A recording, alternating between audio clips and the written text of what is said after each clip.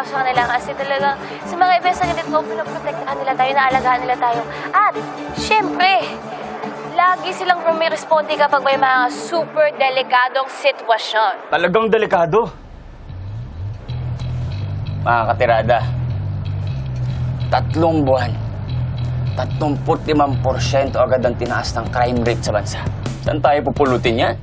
Laganap ang pagnanakaw, pang-hold up, pang-aabuso, panggagahasa, at pagpatay.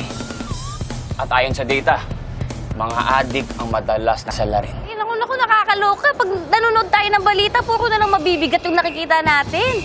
Kaya mabuti na lang may ganitong klaseng event, di ba? Na talagang nakaka-restore ng faith natin in humanity. Tama o mali? Oh, basta ako, naniniwala ko, deserve talaga ng mga awards nila na talagang parangalan sila. At syempre, kilala ko yung isa sa mabibigay ng award ngayon. Ano, gusto niyo ng clue? Matapang, mahusay, mabait, masipag, at syempre, pogi. Ano, na-excite kayo, no? Yeah. May request all awardees to please proceed to the bags. Ito na! Miguel, nakakahiya ka. Mag-start na yung programa. May biglaan lang, Tip. Lagi namang biglaan sa'yo eh.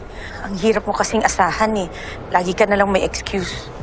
Nang sabihin mo kasi, wala kang konsiderasyon sa ibang tao. Nay, wala pa po. Sinong matutuwa? Palala ng palala ang crime rate sa bansa. At alam niyo kung bakit? Dahil may mas nakakatakot pa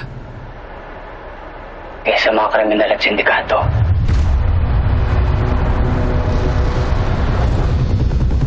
Yung mga naka-uniforme, yung may mga tsapa,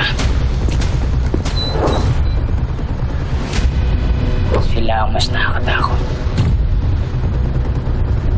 Sila ang mas delikado.